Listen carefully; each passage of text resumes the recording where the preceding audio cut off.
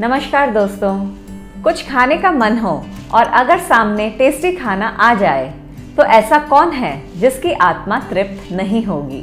हम सभी को कम या ज़्यादा पर खाने का शौक तो रहता ही है और माना ये भी जाता है कि इंसान अच्छे खाने के लिए ही जीता है। वैसे देखा जाए तो दुनिया भर में ढेरों तरह की रेसिपीज है और सबके अपने खाना खाने के तरीके हैं। खाने में कटलरी की भी अपनी एक इम्पोर्टेंस है।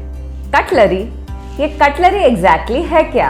साफ शब्दों में कहा जाए तो खाना बनाने, परोसने और स्पेशली खाने के लिए हाथ में पकड़कर इस्तेमाल किए जाने वाले बर्तन या टूल को ही कटलरी कहा जाता है।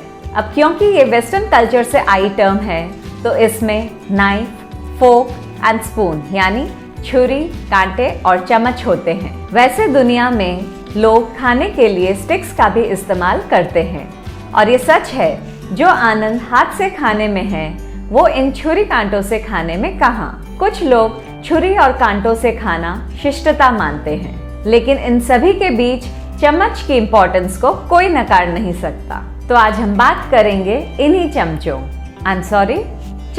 की। क्या होते हैं ये टीस्पून और टेबल स्पून? क्या फर्क है इनमें और क्या मायने हैं इनके?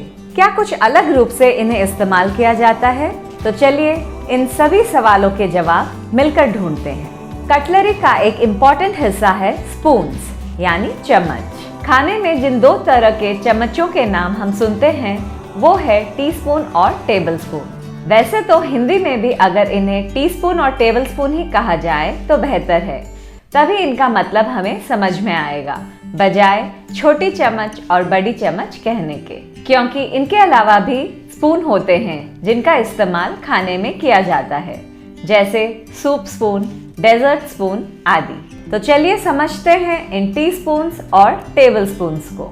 इन दो चम्मचों के बीच अंतर करने का सबसे आसान तरीका यह है कि इनमें से एक चम्मच छोटा होता है और दूसरा चम्मच बड़ा होता है। एक आम डाइनिंग सेट में टीस्पून जनरली सबसे छोटा चम्मच होता है अगर उसमें कोई कॉफी चम्मच मौजूद न हो। जैसा कि टीस्पून के नाम से पता चलता है कि इसका मेन यूज चाय के लिए होता है, तो यही वह चम्मच है जिसे चाय और कॉफी में चीनी मिलाने और हिलाने के लिए काम में लिया जाता है। वैसे कुछ खास चीजें खाने के लिए टीस्पून को काम में लिया जा सकता है, जैसे मिठाई, आइसक्रीम, अगर कोई डेजर्ट स्पून आदि न हो। डाइनिंग सेट में टेबल स्पून आमतौर पर सबसे बड़ा चम्मच होता है।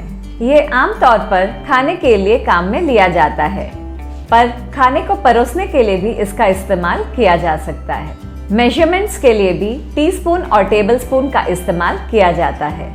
जैसे कि इनकी साइज से पता चलता है, टीस्पून टेबल स्पून से छोटा होता है, इसलिए एक टीस्पून एक टेबल स्पून से कम मापता है। आमतौर पर एक टीस्पून का माप 5 मिलीलीटर और एक टेबल स्पून का माप 15 मिलीलीटर माना जाता है। तो हिसाब से एक टेबल स्पून एक टीस्पून से 3 गुना ज्यादा होता है। हालांकि ज्यादातर लोग सोचते हैं कि एक टेबल स्पून 2 टीस्पून के बराबर होता है, जबकि ऐसा है नहीं। ये बड़ी अच्छी बात कही आप। वैसे टीस्पून और टेबल स्पून की रियल क्वांटिटी एक देश से दूसरे देश या एक क्षेत्र से दूसरे क्षेत्र में भिन्न हो सकती है। जैसे अमेरिका, ब्रिटेन या मेट्रिक सिस्टम में एक टेबल स्पून 3 टीस्पून के बराबर होता है, वहीं ऑस्ट्रेलिया में एक टेबल स्पून 4 टीस्पून के बराबर होता है। तो आप मेट्रिक सिस्टम से अगर कोई ऑस्ट्रेलियन रेसिपी बना रहे हैं तो गलती मत करिएगा, वरना मिठास नहीं आएगी।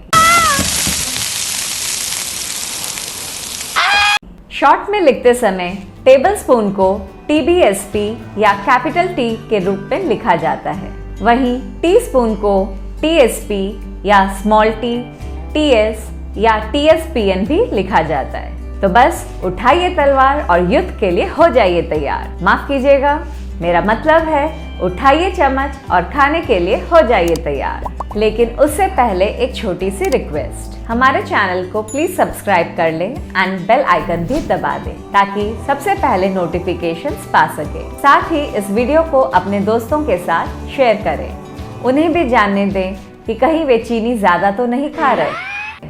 आप सभी का बहुत बहुत शुक्रिया। मिलते हैं अगले वीडियो में।